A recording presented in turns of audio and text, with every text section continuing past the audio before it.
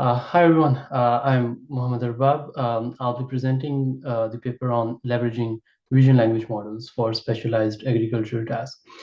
This work has been in collaboration with various departments at Iowa State University, agronomy, mechanical engineering and computer science, and also at New York University under the umbrella of AI Institute of Resilient Agriculture, IRA. In this work, we are concerned with critical domain of agriculture, which contributes about $1.5 trillion dollars annually to just the US economy. And specifically, we focus on identifying the crop problems. And the traditional way to do that has been whatever the task is, for example, to identify kind of disease in soybean. You have to collect thousands of annotated images and train a specialized model on that. So that has been the way. And there are two bottlenecks with that. One, we need experts and a lot of annotated images from them for each task, which is definitely not scalable. And secondly, we need to train a new model each time. So that becomes a bottleneck. But in this work, we try to leverage vision language models, and they are very good at learning from just few examples. So from thousands down to just couples, with something we'll later refer to as a few context in short, in context learning, a few short in context learning. And we evaluate state-of-the-art vision language models for the task that we propose as a benchmark in this paper. So the models that we evaluated are GT4o from OpenAI, Sonnet 3.5 from Anthropic, Google's 1.5 Pro, and open source version Lava, as well as the cheaper variants of these models. So most of these models are state-of-the-art or within one generation gap of what's available in the market today. So the first thing that we build is a benchmark, concrete set of questions that we can ask all these vision language models. And they comprise of various subdomains like seed quality, foliar stress, or pest or disease severity. And all of them could be divided into three subcategories, which is identification. There we are trying to identify, for example, what kind of disease it is. If you look closely over here, let's say this is one of the data sets in our benchmark. What is the mango leaf disease present? Is it anthracnose, dieback, or what kind of harmful insect is present? And we have a lot of variants of that, about 7 for identification. Second variant is classification. If you look at the lower left side, which is related to if we know what the problem is, but how bad the problem is on an ordinal scale. So if you look over here, for example, the soybean stress severity on a scale of 1 to 5, how bad does it get? So that's the task given to vision language models to see if they can really predict or not. And then you can go a little bit more granular and see if they can predict the exact or close to exact percentage. And those kind of tasks fall under quantification, or count the exact number of insects, right? So with each level, the level of details that the model need to predict becomes higher. So these are all the tasks that are present in our benchmark. And the setup for that, to cover the basics, zero shot and few shot. In zero shot, we don't give the model anything. Model just given with an input, and out the box, it's expected to give the output. But the paradigm of few shot is that you give it few examples, input and expected labels. For example, for the movie reviews, in a classic example, I love it, that's positive, terrible experience, that's negative.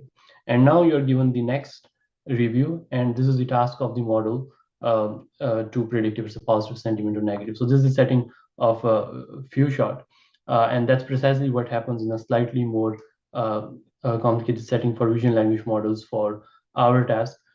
The setup, the prompt that we use is task agnostic, which means that the same prompt is given for all of the tasks over here. It's just that the categories that it is supposed to predict changes. They could be anywhere from 3 categories or to 15 categories, right, within one subset. So this is the prompt. We're going to predict what is the right class from the given classes. So that's the task which is given to the vision language model. We can visualize it better with this. Here we are trying to predict the type of wheat, the species of wheat. And if you look over here, we have different models, Gemini, 4.0, and all the ones that we previously discussed. We have performance on 0 shot, not giving any example at all, and 8 shot, giving 8 examples, right? Any 8 examples from the data set. We don't choose any specific, but just any 8. So if you see for this, for example, Flash 1.5 Gemini, the wrong prediction gets converted to the right prediction just by having example. And the same phenomena we'll see in more detail, but of course on a larger scale. But that's the idea, that we give first some examples and we go from there. So the contributions of this work are that we need a solid baseline to be able to evaluate the vision language models, and we have a subset. We have a data set for that, which is ag-eval, and we analyze how the models perform on all of these tasks and how well they do as the number of examples increase.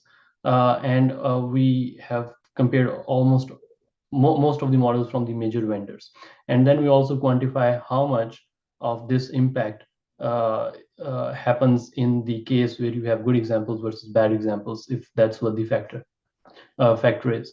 So to judge the evaluation metrics that we use for identification, which are essentially these tasks over here, because here we are just we're just predicting what is the right class, right? So a simple F1 score will do, but here we have numbers in the last row, and there we need something which caters to the ordinal nature uh, of these labels.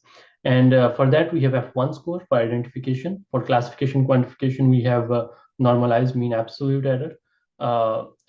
And that's how we get metric for each of the subtasks. But if we want to compare different models and we want to pit them against each other, then we have something called mean reciprocal rank. And what it is catering to is that given a model for all the tasks, in how many of the tasks is this model performing better than the others, right? So, so in that setting, of course, if it's F1 score, it's better. The higher the better. If it's normalized mean absolute error, the lower the better. So for that particular model, let's say GPT-4o, across all the tasks that we saw, how many of them it ranks the highest or higher compared to the others? And that's the mean reciprocal rank, where we are pitting the model holistically with another model for all the tasks. So that's the intuition with this. So on the left side, we have metric where we are judging the performance of one particular data set. On the right side, we are pitting different models against each other. So this, if you see the performance, we have all the models over here on the left side, and the columns we have are each sub data set, right? Each task within our benchmark. Durum wheat, soybean, mango leaf disease. So all of them that we saw, these ones, each one of them is a different column now. So looking at the numbers, what we see are that out the box for durum wheat that we're trying to predict the type, it gives an F1 score of about 55, which is not great, but which is surprisingly not bad either, because we are not giving model anything. It's taking generic prompt and just the image and the possible outputs, and there's not even any domain specific knowledge for this task in the prompt. So that's what we get. But this is happening with 0 shot, and the same quantification is happening for all the models across all the tasks, right? And the yellow one is the one that's performing the highest for that particular task. That's why you see a lot of these yellows for Gemini, and the slightly grayer one, that's the second best, right? Just to visualize what's going on in this mesh of numbers. And the similar analysis is conducted for normalized mean absolute error for classification and quantification. There you can also see these models, 3.5 Sonnet and 4.0. These are the ones which is leading the race at the time being evaluated. So overall, that's being reflected in the mean reciprocal rank as well. For the classification and quantification, as you can see, it's 4O which is leading, which is precisely what is captured. And all the identification tasks is Gemini Pro 1.5. That's why you see a lot of yellows here. So just to understand the behavior of model and how different models are doing for all of these tasks, we have this whole grid laid out at just a baseline to see what could be improved in the work coming next.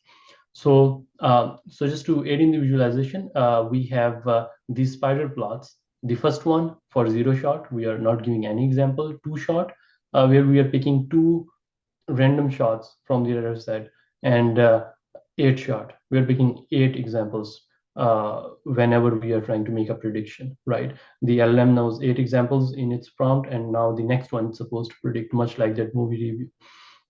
So on the edge, we have each task, dangerous insect, deep weeds.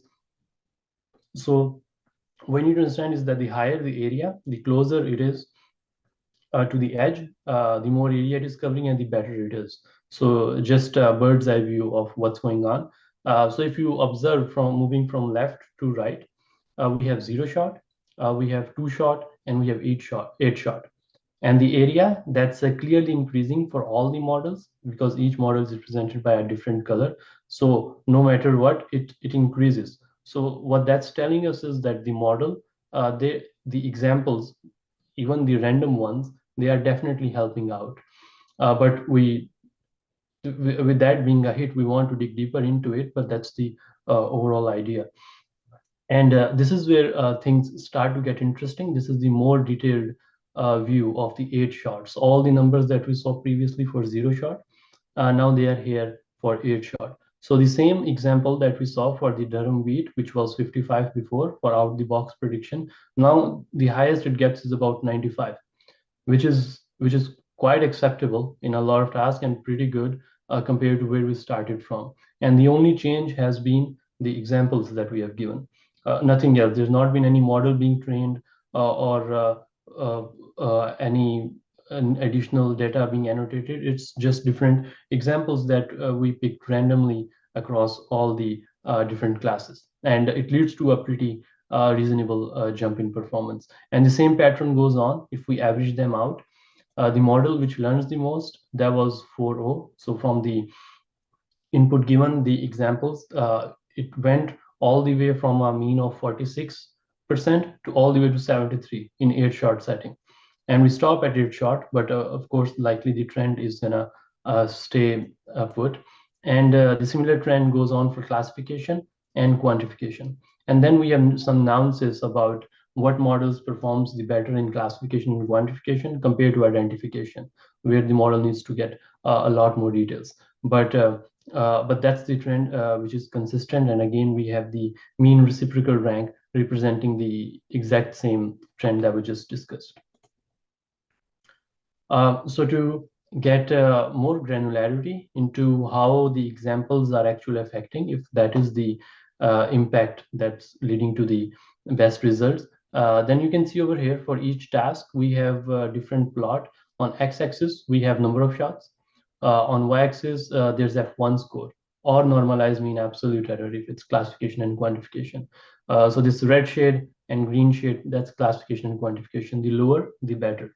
So the trend that you see is that the model performance definitely increases on average across most of them. So in this case, if you can follow my cursor, it's increasing. In this case, it's increasing. And similar is the case apart from just a few exceptions where there's some noise, this trend continues. And the similar trend continues if we are looking at the normalized mean absolute error being lower, which is the better for the classification and quantification task. So so next thing they want to look at is if examples are the one that are making the most difference, then what are the kind of examples that are actually making the difference? So that's where we conduct further analysis, and we introduce this concept of a bullseye shot, which is mathematically defined like this. But essentially, what we are catering to is if we are, let's say we have cat, we have dog, and we have dolphin, these three categories. And if you're trying to predict a dog, then the examples that we give, does that happen to have a dog in it or not? Because of course we can't proactively choose examples because we don't know what the output is. It becomes a chicken and egg problem. But if it happens to be there in those random examples, then that's a bullseye shot. That is, the label is equal to the correct value for any one of them, even if there's at least one. So if that's the case, now we have distinction between bullseye shot and non-bullseye shot. So previously we were treating everything in one bucket, but now all the examples that we gave, which we started with randomly, but now we are more like in the postmortem stage where uh, uh, we are trying to see what examples were there which actually made the difference by categorizing them into the bullseye shot and the non-bullseye shot. So this is what happens. Example relevance being divided into bullseye shot and non-bullseye shot, which means that this area, if you can follow my pointer on screen, is corresponding to the bullseye shot. And if you see, if you have just, which is leading to an average impact of about 15.38%. Across all the tasks, right? But then, of course, the threat could be that if we give examples which are not really relevant, would the models be able to separate the wheat from the shaft, and or will there be any collateral damage? Well, the good news there is that even if the examples are not relevant, models are very good at that. They could actually pick the needle in the haystack if there is, but if not, that doesn't really need to a lot of negative impact. So we saw on average of about 0.12 the negative impact. So which is good. So that means that we can scale quite favorably the number of examples that we give in the prompt, and that's likely going to lead to better results. Another dimension that we analyze is that how well a model performs. Previously, we're looking at only one metric, which is F1 or normalized mean absolute error. But within that one task, how are the different classes doing? Is it that all classes are being predicted with equal accuracy, or that's not the case? So in traditional models, that's not likely the problem, because in our training, most of the data is balanced, even if there is variation, that's slightest. But it's completely 180-degree when it comes to vision language models. It's the predictions are a lot more sporadic within one data set, and we'll see some examples of it. It's possible that the model is performing very well for one and not as well for the others. And the reason could be because the model is being trained over the data from the internet or whatever the curated sources, and not everything is likely to have equal representation. Some problems are just more prevalent than others. So that might be the likely cause, or how asymmetry in the information from the internet, or however the models are trained. But whatever the cause might be, this we definitely need to quantify, because it directly impacts how the model is gonna be deployed in production, because we want some consistency in performance across all the categories. So there we have this metric of a coefficient of variation, which is essentially just looking at the F1 score of all the classes and finding their spread. This, of course, then we'll be calculating for each task separately. Here's one example to illustrate better. Here we have this bean leaf lesion example, right? We are trying to predict if the bean leaf lesion, this example over here, in this particular task, how the model did across all the different classes. So given that, we have this figure which is representing the lowest performing category and the highest performing category, and also the median one. And each color is essentially representing a different model. And the lined part of this is actually how the model improves when you give it few examples, right? So that's this whole representation. But as you can see clearly, the model is performing close to about 100, let's say for the best performing models for GPT-4 and Gemini, for if we are trying to predict if the bean leaf is healthy. But if it's bean rust, the models are not doing as well. Well, it's still close to 60 or something, but clearly not as well as the other one. So one average metric that could be misleading, because we want to look at the things at a closer angle and see what's going on, and that's what we are trying to see in this representation.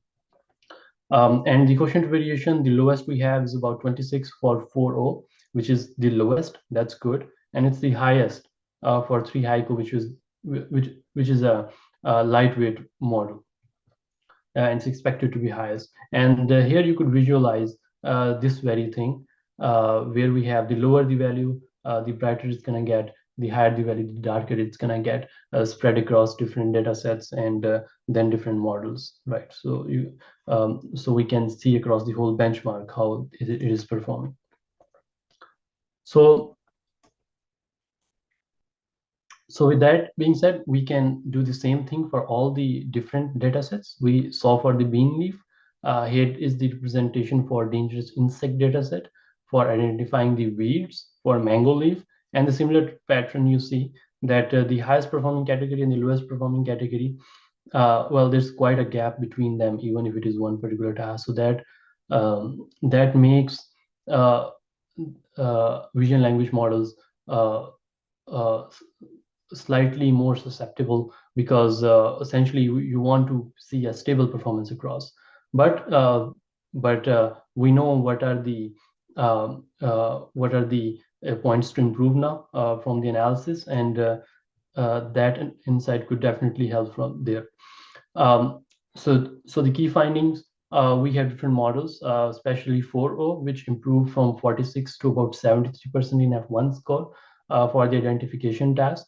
For the example relevance, we saw that how the bullseye examples, that leads to about 15% bump in the performance of all the models. So this figure is for all the models. And the coefficient of variation uh, uh, is is uh, is spread differently across different models. The better the model, the lower it is, but it does definitely need refinement for practical purposes. And then we had some nuances about what model is doing better in what setting, and those are all very well documented. So to conclude, we have a benchmark, a baseline in place with which we can test all the future coming models, which is going to tell us how well the models are performing across different tasks in agriculture, right? State-of-the-art models. And then we saw how the examples are making a difference in few short learning. And that could be followed in future by expanding the scope of this benchmark from just 12 tasks to way more tasks. In this study, we focus more on the depth of things than the breadth, but we can definitely do a lot more tasks in the benchmark. And the shorts, we stopped at about 8, but that could definitely be increased to get further insights. And more importantly, all the insights we have, they could be used to build better inference pipelines. And there's already work in place we have published that uses the very same insights to be able to build better pipelines for performance by selecting better examples via embeddings. So that's all I have. Thank you. Fantastic. So we do have the popular question of, can you give any color or background in regards to the resources that were required in regards to putting this research together? Yeah. So the motivation of this work has been that we leverage state of the art, right? That means we don't essentially train models from scratch, but we try to solve more of a last mile problem with what the current models can do, right? And this is more of a final layer that we can do. So for there, the most of the cost that we incurred were in the API calls cost, and that did not cost us more than $500 to run this whole set of experiments. And then the final question is, what is the availability of the research in the event other people want to make use of it? The dataset is the benchmark AgEval is publicly available. The link is given in the paper. The paper, of course, is already published too, so it's up on the internet. Fantastic. So I'll go ahead and include those links in the chat here momentarily, as well as in the follow-up email. So with that said, if there are no more questions, let's see. We do have one question here, which is, did you attempt to query the models using text, what they learned about distinguishing the diseases? I see. So the template has been actually, let me take you to the prompt.